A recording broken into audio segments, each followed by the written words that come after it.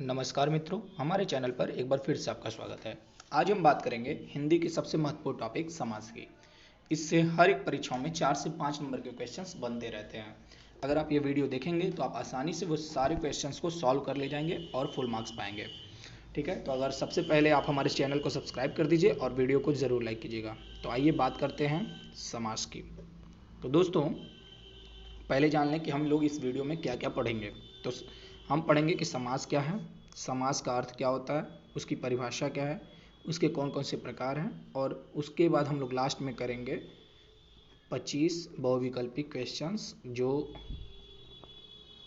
विभिन्न प्रतियोगी परीक्षाओं में पूछे जाते हैं और जो इम्पोर्टेंट है, आने वाली परीक्षाओं में भी आ सकते हैं। तो चलिए शुरू करते हैं आज का टॉपिक समास। तो दोस्तों, सबसे पहली चीज़ है कि समास का अर्थ क्या होता है। तो समास का अर्थ होता है संक्षिप्तीकरण। समास का जो अर्थ होता है वो होता है संक्षिप्तीकरण। ये भी एक नंबर का क्वेश्चन हमेशा पूछता रहता है कि समास का शाब्दिक अर्थ क्या है। तो दोस्तों, ये समास का शाब्दिक अर्थ होता है संक्षिप्तीकरण। ठीक है, अब संक्षिप्तीकरण का मतलब क्या होता है। तो संक्षिप्तीकरण का मतलब होता है लघु रूप। लघु रूप, किसी भी चीज़ को छोटे के रूप में लिखना ही संक्षिप्तीकरण कहलाता है या लघु रूप कहलाता है। ठीक है, जैसे आप यहाँ देखिए, लिखा है रसोई के लिए घर। रसोई के लिए घर, तो ये बड़ा थोड़ा है, इसको छोटे रूप में हमने लिख दिया रसोई घर। तो यही हो गया संक्षिप्तीकरण। रसोई के लिए घर का संक्षिप्तीकरण रूप हो गया रसोई घर, और इसी को कहेंगे समास। ठीक है, समझ में आ गया। अब बात करें कि परिभाषा क्या होती है। तो परिभाषा है कि जब दो या दो से अधिक शब्दों को मिलाकर नया शब्द बनता है तो उसे समास कहते हैं। थोड़ा सा यहाँ ध्यान देने की ज़रूरत है। यहाँ हमने लिखा है कि शब्दों को मिलाकर। ठीक है, शब्दों से बेहतर होता है अगर हम कहते हैं कि पदों को मिलाकर। ठीक है, क्योंकि शब्दों को मिलाकर वाक्य भी बनता है। ठीक है, और यहाँ पदों को अगर बात करेंगे तो पदों को मिलाकर समास बनता है। तो अधिकतर पद की ही बात की जाती है। शब्द उसका एक मूल रूप ही है कि पद जो होता है शब्द के रूप में होते हैं। ठीक है, दूसरी कि ये शब्द कैसे होने चाहिए या ये पद कैसे होने चाहिए। तो ये पद सार्थक होने चाहिए। कैसे होने चाहिए? सार्थक होने चाहिए, यानी कि हर एक पद का कोई ना कोई अर्थ हो। ठीक है, अब बात कर लें कि समास की रचना कैसे होती है। तो समास की रचना में दो पद होते हैं। ठीक है, जैसे अगर हम लिख दें रसोई घर ही, देखिए रसोई घर में रसोई एक पद और घर दो पद है। ठीक है, तो पहले पद को कहते हैं पूर्व पद। ठीक है, और दूसरे को कहते हैं उत्तर पद। ठीक है, पहले को कहते हैं पूर्व पद और दूसरे को कहते हैं उत्तर पद। और जब ये दोनों मिल जाते हैं, दोनों को मिलाकर जब हम लिखते हैं रसोई घर, तो इसे कहते हैं समासिक पद या समस्त पद। क्या कहते हैं? समासिक पद या समस्त पद। तो समास की रचना भी समझ में आ गई। चलिए अब आगे बढ़ते हैं। जैसे कुछ एग्जाम्पल हैं, रसोई घर। ठीक है, इसको कहते हैं रसोई के लिए घर को लिखते हैं रसोई घर। इसमें पूर्व पद हो गया रसोई, उत्तर पद हो गया घर। हाथ के लिए कड़ी, इसको लिखते हैं हाथ कड़ी। ये हो गया समस्त पद, पूर्व पद हो गया हाथ, उत्तर पद हो गया कड़ी। नीला है जो कमल, इसमें हो गया पूर्व पद नीला, उत्तर पद कमल, और जो समस्त पद हो गया वो हो गया नील कमल। ठीक है, अब समास की विशेषता क्या है। तो समास मैंने बताया है कि शब्दों से अच्छा हम उसे लिखें पदों का मेल। ठीक है, तो समास पदों का मेल होता है और उनके अर्थ होते हैं। जो इंडिविजुअल पद होते हैं उनके अर्थ भी होते हैं। मीनिंगफुल टर्म्स होने चाहिए, मीनिंगफुल पद होने चाहिए। ठीक है, दूसरी कि जब हम तत्पुरुष समास पढ़ेंगे, तत्पुरुष, तो वहाँ हम देखेंगे कि तत्पुरुष जो होता है वो कारक पे डिपेंड करता है। तत्पुरुष समास जो होता है, तो समास के समासिक पद में क्या होता है, विभक्ति का लोप हो जाता है। समासिक पद में विभक्ति का लोप हो जाता है, क्योंकि ये कारक पे डिपेंड करता है। और कारक की कितनी होती हैं? 8 विभक्तियाँ होती हैं। ठीक है, और उनके अलग अलग चिन्ह होते हैं। तो इन्हीं विभक्तियों का लोप हो जाता है वो समासिक पद में। ठीक है, जैसे एग्जाम्पल देखिए, यहाँ दिया है माता पिता, तो ये डैश की जगह पे और शब्द है माता और पिता। राजपुत्र, तो राजपुत्र का हो गया राजा का पुत्र। तो यहाँ देखिए का। ठीक है, ये का संबंध तत्पुरुष है। ठीक है, आगे बढ़ते हैं। तो आगे हम बात करेंगे कि समास के प्रकार की। तो समास के 6 प्रकार होते हैं। कौन कौन से? अव्ययीभाव समास, तत्पुरुष समास, कर्मधारय समास, द्विगु समास, द्वंद्व समास, बहुब्रीहि समास। ठीक, 6 प्रकार होते हैं। अब इनको हम अलग अलग जानेंगे। ठीक है, तो सबसे पहले बात करेंगे अव्ययीभाव समास की। तो अव्ययीभाव समास में देखिए, किसी भी शब्द को जब उसका अर्थ के लिए शब्द को ही जब हम तोड़ेंगे तो उसमें अर्थ मिल जाएगा। और परिभाषा के लिए सबसे जरूरी है कि आपको कोई भी चीज़ पूछा जाए तो उस शब्दों को तोड़ेंगे तो आपको अपने आप परिभाषा नजर आने लगेगी। जैसे यहाँ अव्ययीभाव समास है, ठीक है, तो यहाँ देखिए अव्यय, तो यानी जिस समास का पहला पद क्या हो? अव्यय हो। ठीक, अव्यय होना चाहिए इसमें, और वो पद क्या हो? प्रधान हो। कभी कभी अव्यय की जगह पे उपसर्ग भी प्रयुक्त होता है। ठीक है, तो ऐसा समास जिसका प्रथम पद अव्यय हो और प्रधान हो उसे अव्ययीभाव समास कहते हैं। अब कुछ लोग पूछ रहे होंगे कि अव्यय क्या होता है। तो अव्यय देखिएगा, अव्यय जो है ये दो शब्दों से मिलकर बना है, अ से और व्यय से। तो अ का मतलब होता है नहीं के सेंस में, और व्यय का मतलब होता है खर्च या बदलाव। तो वे शब्द जो लिंग काल वचन के अनुसार, ठीक है, लिंग काल वचन के अनुसार नहीं बदलते हैं उन्हें अव्यय कहते हैं। जैसे क्रिया विशेषण, ठीक है, क्रिया विशेषण में आप देखेंगे, जैसे हम कोई चीज़ बोल दिए बहुत तेज, तो बहुत तेज क्या है? लड़का बहुत तेज दौड़ता है, लड़की बहुत तेज दौड़ती है। ठीक है, यहाँ लड़का और लड़की लिंग चेंज हुआ, दौड़ता है दौड़ती है, उनके अनुसार क्रिया भी चेंज हुई, लेकिन क्या हुआ? बहुत तेज जो क्रिया का विशेषण है ये चेंज नहीं हुआ। तो यही लिंग काल वचन के अनुसार नहीं चेंज होता है, उन्हें अव्यय कहते हैं। ठीक है, क्रिया विशेषण, समुच्चय बोधक, ये सब अव्यय होते हैं। ठीक है, अब अव्ययीभाव समास के उदाहरण देख लेते हैं। तो अव्ययीभाव समास के उदाहरण में हमने पहले ही बताया था कि शुरुआत प्रथम पद क्या हो? अव्यय हो या उपसर्ग हो। तो यहाँ देखिए यथाशक्ति, यथाशक्ति का विग्रह होता है शक्ति के अनुसार। ये ध्यान दीजिएगा, यथाशक्ति शक्ति के अनुसार, ये हमेशा परीक्षा में पूछता रहता है। ठीक है, यथाशक्ति का विग्रह शक्ति के अनुसार। यहाँ देखिए यथा क्या है? अव्यय है। प्रतिदिन का मतलब प्रत्येक दिन, यहाँ प्रति क्या है? ये भी अव्यय है। आजन्म, जन्म से लेकर, आ क्या है? ये भी अव्यय है। ठीक है, ऐसे जैसे निर्भय, बिना भय के, तो यहाँ नी क्या है? नी उपसर्ग है। ठीक है, तो ये है एग्जाम्पल। अब हम देखिए कोई कहीं क्वेश्चन दिया रहा है तो हम कैसे जानेंगे कि ये अव्ययीभाव समास है। तो इसकी एक ट्रिक होता है कि शब्द की शुरुआत अ, आ, अन, प्रति, प्र, यथा इत्यादि उपसर्ग से शुरू हो या प्रथम पद अव्यय होता है तो वही अव्ययीभाव समास होता है। क्लियर? अगर आपको कोई परेशानी हो तो आप कमेंट बॉक्स में अपने क्वेश्चंस लिख दीजिएगा, उसको सॉल्व किया जाएगा और आपको कमेंट बॉक्स में रिप्लाई ज़रूर किया जाएगा। और अगर आपको वीडियो अच्छी लग रही हो तो वीडियो को लाइक कर दीजिए, चैनल को सब्सक्राइब कर दीजिए। ठीक है, आगे बढ़ते हैं।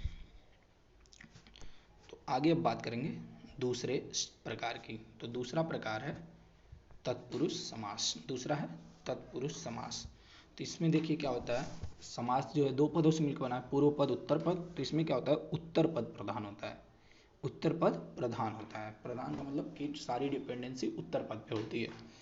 ठीक है, और हमने शुरू में ही बताया कि इसमें क्या होगा? कारकी चिन्हों का लोप हो जाता है। अब कारक के कितने चिन्ह होते हैं? तो कारक की 8 विभक्तियां होती हैं, कर्ता, कर्म, करण, संप्रदान, अपादान, संबंध,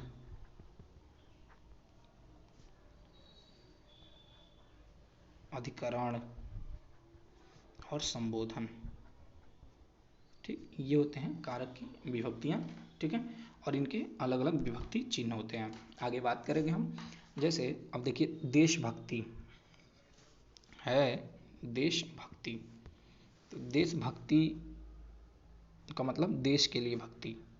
शराहत का मतलब सर से आहत। राजपुत्र का मतलब राजा का पुत्र। विद्यालय का मतलब विद्या के लिए घर। तुलसी कृत मतलब तुलसी द्वारा कृत। तो इसमें देखिए के, से, का, के लिए, द्वारा, ये सब क्या है? ये कारक की विभक्तियां हैं। इन्हीं का लोप हो जाता है जब इन समस्त पदों में हम देखते हैं तो। ठीक है, अब बात करेंगे तत्पुरुष समास के भेद की। तो तत्पुरुष समास के भी 6 भेद होते हैं। जैसे कारक है तो कारक के आधार पर तत्पुरुष समास के 6 भेद हैं। कौन कौन से? कर्म तत्पुरुष, करण तत्पुरुष, संप्रदान तत्पुरुष, अपादान तत्पुरुष, संबंध तत्पुरुष, अधिकरण तत्पुरुष। तो तत्पुरुष समास के 6 भेद कर्म, करण, संप्रदान, अपादान, संबंध और अधिकरण। और ये भेद किस आधार पे हैं? इनके विभक्ति चिन्ह के आधार पे हैं। ठीक है, जैसे कर्म कारक का हम देखेंगे विभक्ति चिन्ह को होता है। करण कारक का साधन के रूप में से या के द्वारा होता है। संप्रदान का के लिए होता है। अपादान का भी से होता है लेकिन अलग होने के भाव में, या किसी चीज़ से अलग होते हैं या किसी चीज़ से हीन होते हैं, कोई चीज़ छूटती है तो वहाँ पे अपादान कारक होता है।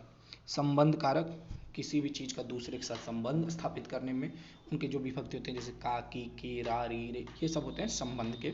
और अधिकरण का होता है में या पर, जब कोई चीज़ किसी के ऊपर रखी रहती है या किसी के ऊपर रखी जाती है तो वहाँ पे अपादान की बात होती है। ठीक है, चलिए इनके एग्जाम्पल्स देखते हैं। तो कर्म तत्पुरुष का है रथ चालक, वनगमन, जनप्रिय, गृहागत। रथ चालक का होता है रथ को चलाने वाला, विग्रह जो होता है रथ को चलाने वाला। तो यहाँ देखिए को, और कर्म तत्पुरुष का जो विभक्ति चिन्ह है वो है को, तो ये है कर्म तत्पुरुष। वनगमन है वन को जाने वाला, यहाँ भी को। जनप्रिय जनता को प्रिय, को। गृहागत मतलब गृह को आगत यानी गृह को आने वाला, तो यहाँ भी क्या है को विभक्ति का लोप है, तो ये कर्म तत्पुरुष। करण तत्पुरुष की बात करें तो स्वरचित, मनचाहा, भूखमरी, ज्वरग्रस्त। स्वरचित स्वयं द्वारा रचित, देखिए यहाँ द्वारा साधन के रूप में है। मन चाहा मन से चाहा, यहाँ भी से साधन है। भूखमरी भूख से मरा, भूख कारण है। ठीक है, करण जो है वो कारण के रूप में भी प्रयोग, भूख से मरा। ज्वर से ग्रस्त, ज्वर ग्रस्त। ठीक है, तो यहाँ क्या है से जो है वो कारण के रूप में प्रयुक्त हो रहा है, तो ये करण कारक है, करण तत्पुरुष है। ठीक है, संप्रदान में देखिए विद्यालय, रसोई घर, गौशाला, युद्ध भूमि। विद्या के लिए आलय, विद्या के लिए घर, रसोई के लिए घर, गायों के लिए शाला, युद्ध के लिए भूमि। तो यहाँ देखेंगे इसमें क्या है के लिए, ठीक, के लिए इसमें विभक्तियों के बीच में विभक्ति जो है वो लोप है। ठीक है, अपादान में क्या होता है अलग होने के भाव में, जैसे कामचोर, दुरागत, नेत्रहीन, व्रण विमुक्त। तो कामचोर मतलब काम से जी चुराने वाला, यानी काम से अलग हो रहा है वो कामचोर। रण विमुख, रण से विमुख हो रहा है, तो ये क्या हो गया, यहाँ भी अलग होने के भाव है, तो यहाँ अपादान तत्पुरुष हो गया। संबंध तत्पुरुष में देखेंगे राजपुत्र, राजनीति, जलधारा, सेनापति। तो राजपुत्र का मतलब है राजा का पुत्र, यहाँ संबंध है राजा का पुत्र। राजनीति में राजा की नीति, जलधारा में जल की धारा, सेनापति में सेना का पति। तो यहाँ देखिए का, की, के, रा, री, री ऐसे संबंध स्थापित किए जा रहे हैं एक चीज का दूसरे से, तो यहाँ संबंध तत्पुरुष है। ठीक है, अधिकरण तत्पुरुष की बात करें तो कार्य कुशल, रणधीर, धर्मवीर, शोकमग्न। तो कार्य कुशल का क्या हो गया कार्य में कुशल। ठीक है, रणधीर का रण में धीर, धर्मवीर का धर्म में वीर, शोकमग्न का शोक में मग्न। तो ये क्या है एक दूसरे पे आश्रित हैं, तो यहाँ पे क्या हो गया अधिकरण तत्पुरुष है। ठीक है, आगे बढ़ते हैं, समझ में आ गया सबको? ठीक है, ओके, चलिए आगे बढ़ते हैं। आगे बढ़ेंगे कर्मधारय समास की। तीसरा जो समास है वो है कर्मधारय। ध्यान से समझिएगा इसको, क्योंकि कर्मधारय समास और बहुब्रीहि समास में बहुत ही माइनर डिफरेंस होता है, वो भी जब आप विग्रह करेंगे तब पता चलेगा। ठीक है, तो इसको ध्यान से समझिएगा। इसमें भी 2 पद, पूर्व पद, उत्तर पद। इसका जो पूर्व पद होता है वो विशेषण होता है, उत्तर पद क्या होता है विशेष्य होता है। विशेषण जो संज्ञा और सर्वनाम की विशेषता बताते हो, और विशेषण वही संज्ञा या सर्वनाम होते हैं जो विशेषण जिनकी विशेषता बताते हैं। जैसे राजा सुंदर है, ठीक है, तो ये सुंदर क्या है ये विशेषण है।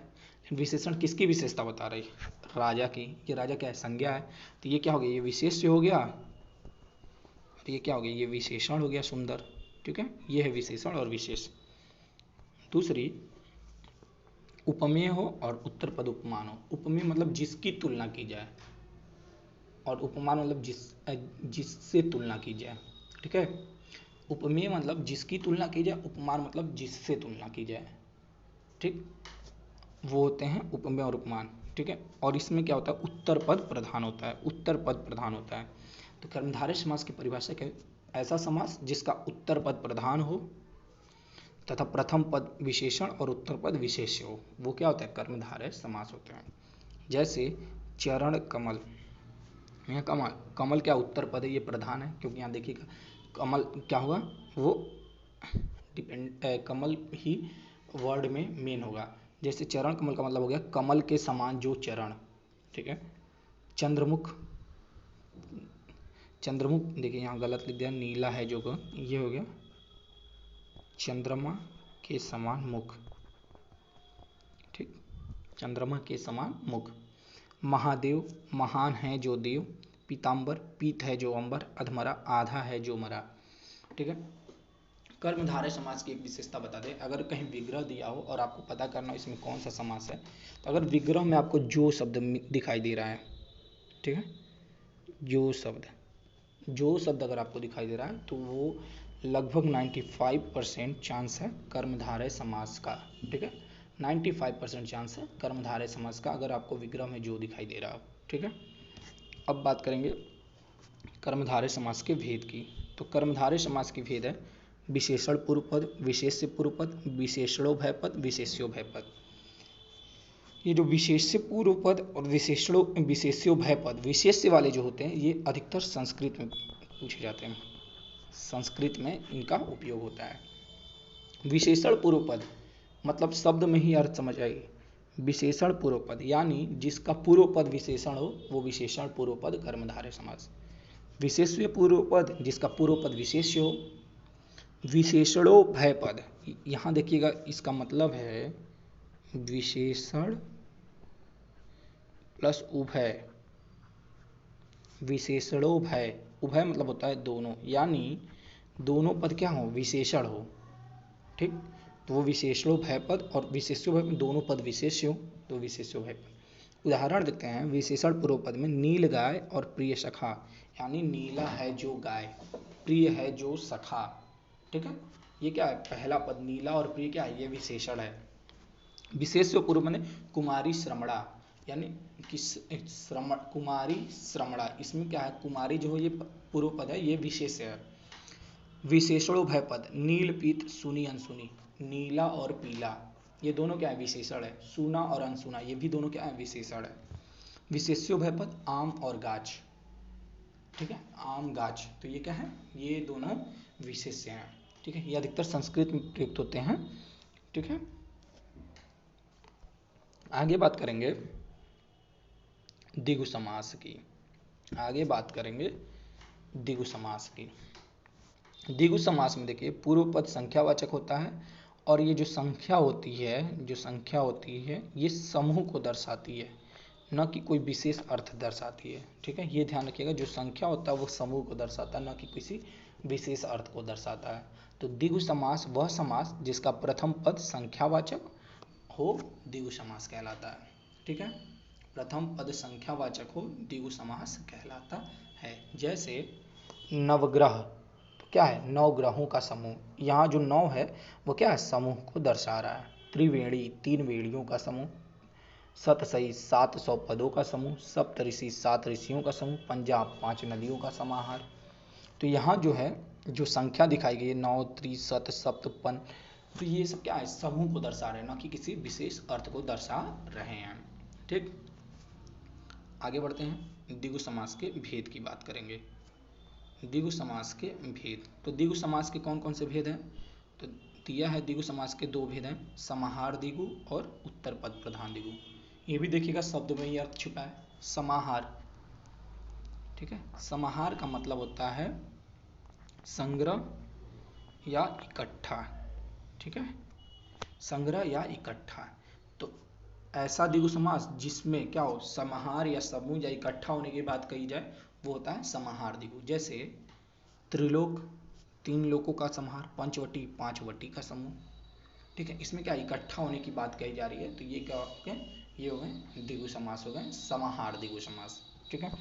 दूसरी उत्तर पद प्रधान द्विगु, उत्तर पद प्रधान दिगों में जो उत्तर पद होता है वो प्रधान होता है, वही मुख्य होता है। जैसे पंच प्रमाण, तो इसमें देखिए इस प्रमाण की बात हो रही है, तो ये क्या, पांच प्रमाण, पांच प्रमाण कहते हैं ना कि पांच प्रमाण दीजिए किसी चीज के लिए, है ना। हमेशा ये व्यवहारिक भाषा में प्रयुक्त होता है। पंच प्रमाण, पंचशील, पांच सिद्धांत होते हैं। दुसूत्ति, दुसूत्ति का मतलब होता है दो सूतों का मेल, ठीक है। इसमें क्या है, सूती जो होता है, सूत जो है ये क्या है, उत्तर पद है और ये प्रधान है, ठीक है। ये होते हैं उत्तर पद प्रधान दिगो। अगर आपको समझ में आ रहा है, वीडियो को लाइक कीजिए, कमेंट कीजिए और चैनल को सब्सक्राइब जरूर कीजिएगा। चलिए आगे बढ़ते हैं द्वंद्व समास की तरफ। द्वंद्व समास एक ऐसा समास है जिसमें दोनों पद प्रधान होते हैं। ध्यान दीजिएगा, द्वंद्व समास एक ऐसा समास है जिसमें दोनों पद प्रधान होते हैं और बीच में और या अथवा छिपा होता है, ठीक है। और या अथवा छिपा होता है। द्वंद्व समास में दोनों पद प्रधान होते हैं, बीच में और या अथवा समुच्चय बोधक ही कह सकते हैं इन्हें, ये छिपे होते हैं, ठीक है। जैसे जलवायु, इसका मतलब होता है जल और वायु। अपना या पराया, अपना पराया का। नर नारी, नर और नारी। पाप पुण्य, पाप और पुण्य।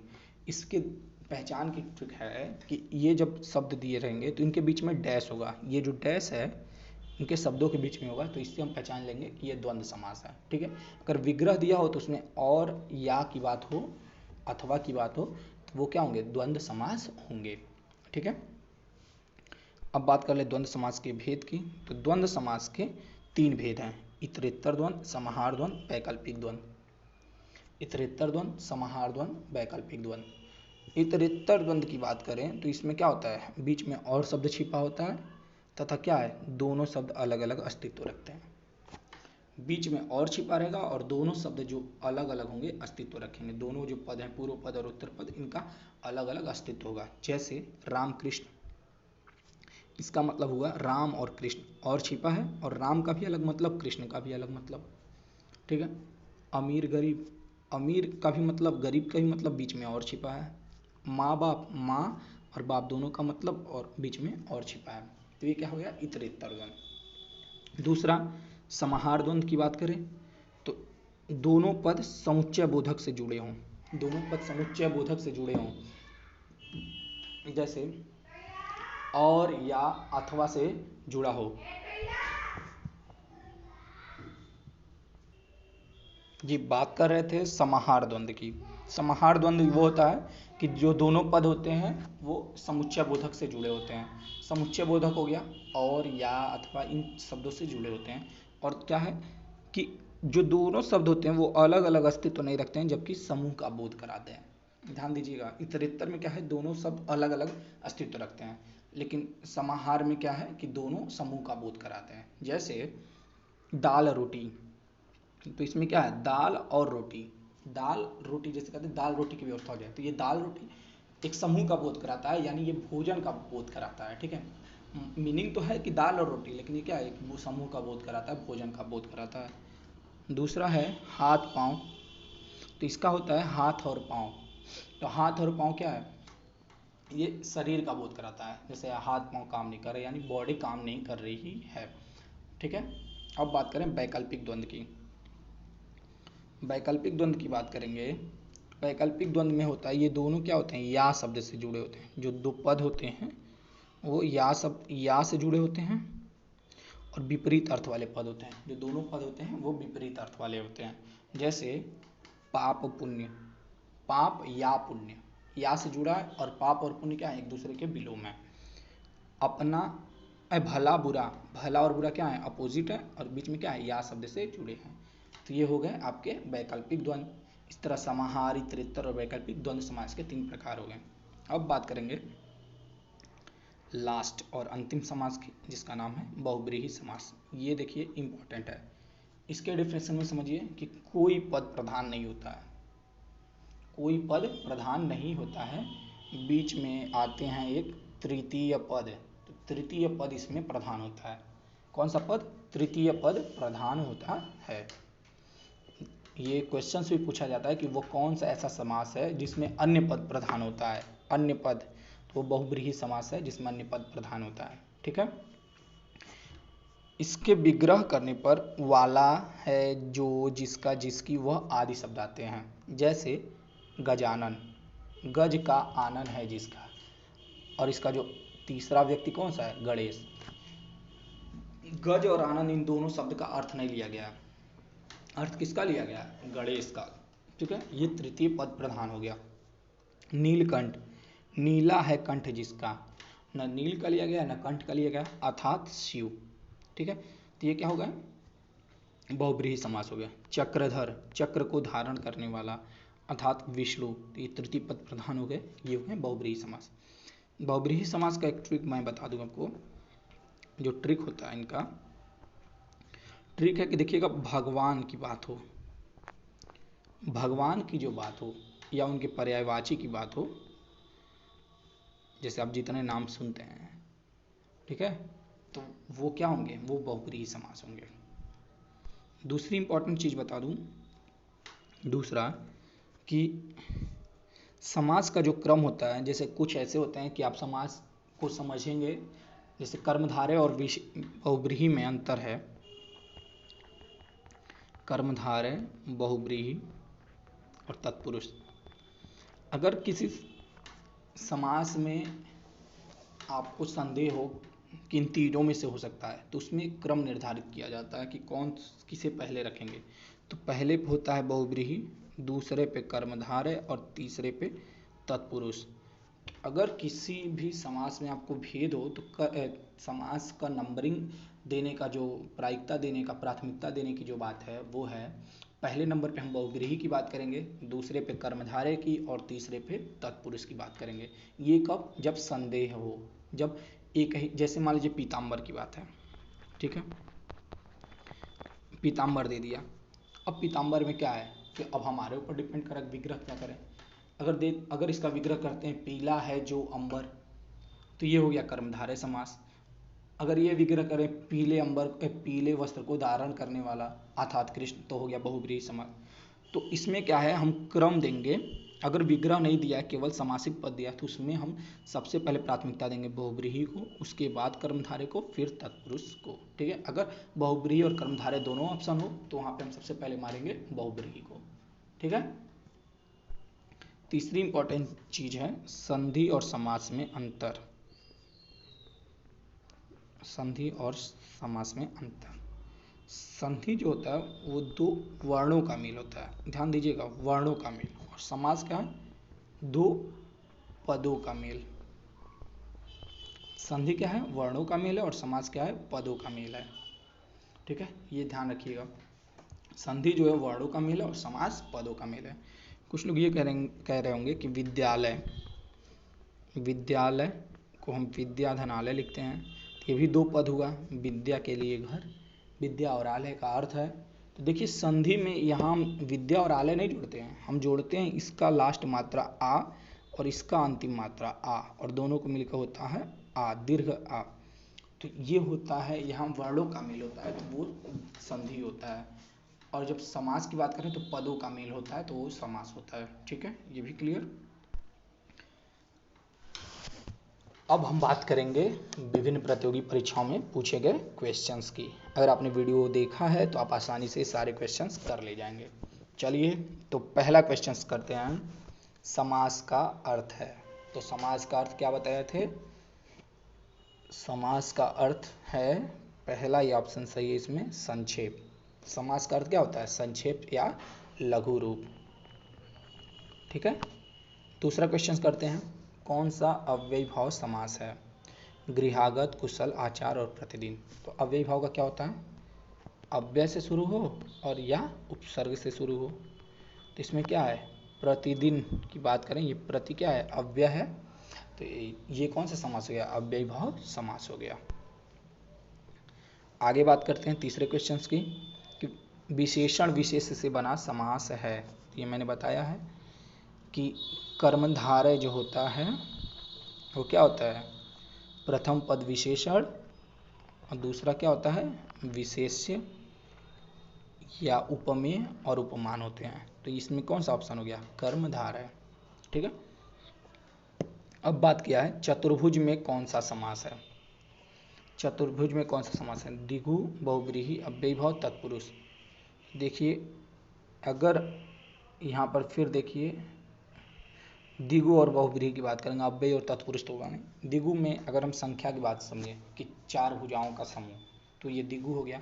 चतुर्भुज अगर बात करें तीसरे अर्थ में कि 4 भुजाओं वाले, यानी ब्रह्मा हो गए, विष्णु हो गए, तो ये 4 भुजाओं वाले तीसरा अर्थ ले लिए तो वहाँ बहुव्रीहि हो जाएगा। तो हमने बताया है जो समास का क्रम होता है, बहुव्रीहि,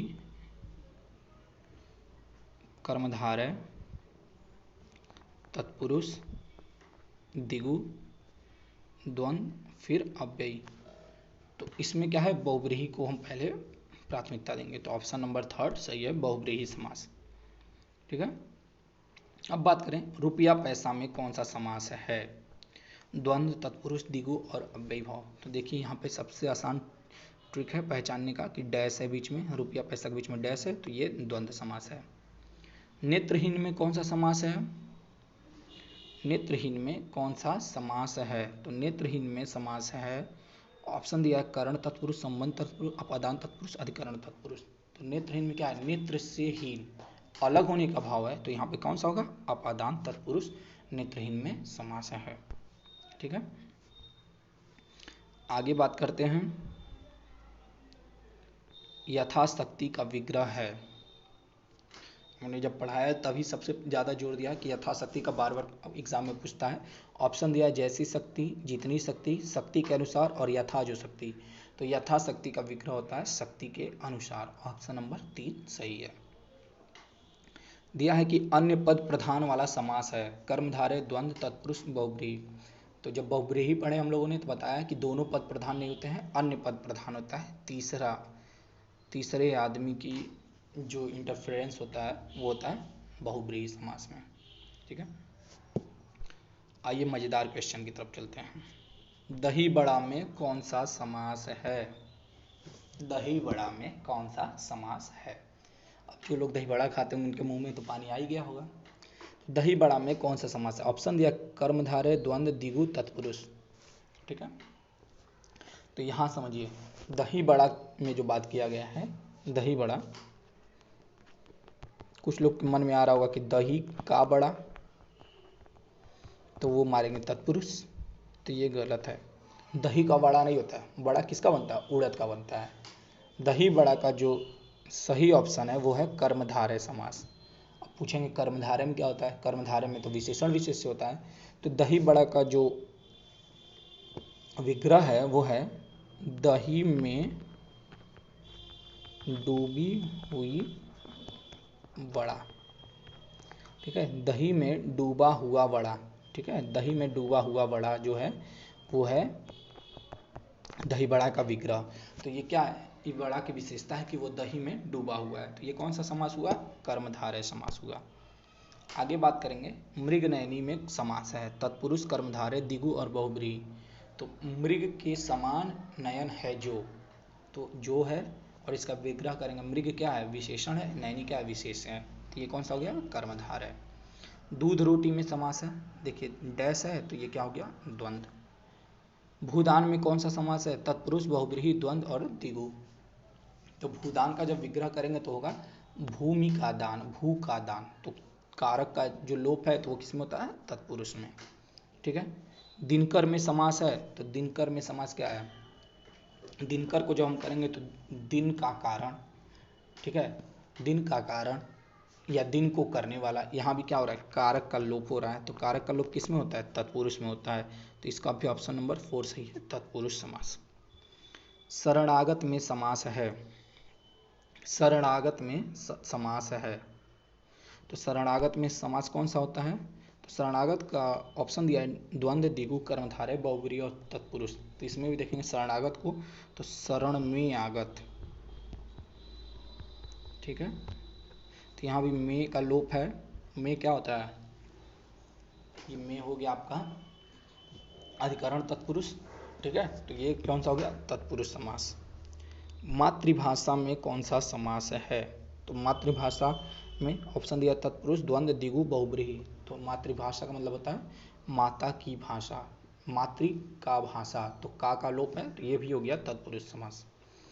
आजन्म में कौन सा समास है? अव्ययी भाव द्वंद्व द्विगु तत्पुरुष। तो आजन्म में आ क्या उपसर्ग है, तो इसका ऑप्शन हो गया अव्ययी भाव समास, क्योंकि अव्ययी भाव समास में उपसर्ग और अव्यय होता है। सतसई में कौन सा समास है? तत्पुरुष द्वंद्व बहुव्रीहि द्विगु। तो सतसई में जो सत है संख्यावाचक है, इसका मतलब होता है 700 पदों का समूह, तो ये कौन सा हो गया? द्विगु समास। चक्रधर में समास है बहुव्रीहि कर्मधारय द्वंद्व द्विगु। चक्रधर में कौन सा समास है? तो चक्रधर में देखेंगे, इसका विग्रह करेंगे तो होगा कि चक्र को धारण करने वाला अर्थात विष्णु। तो ये क्या हुआ? थर्ड अर्थ लिया गया, तीसरा अर्थ हुआ, तो ये कौन सा हो गया? ये हो गया बहुव्रीहि समास। अंतिम है देवासुर में कौन सा समास है? द्वंद्व द्विगु बहुव्रीहि कर्मधार है।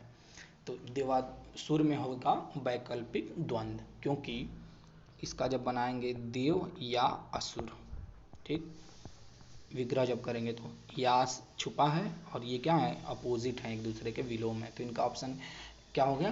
द्वंद्व समास। ठीक है, तो दोस्तों अगर आपको ये वीडियो अच्छी लगी हो तो लाइक कीजिएगा, कमेंट कीजिएगा और हमारे चैनल को जरूर सब्सक्राइब कीजिएगा। ठीक है, तब तक के लिए धन्यवाद।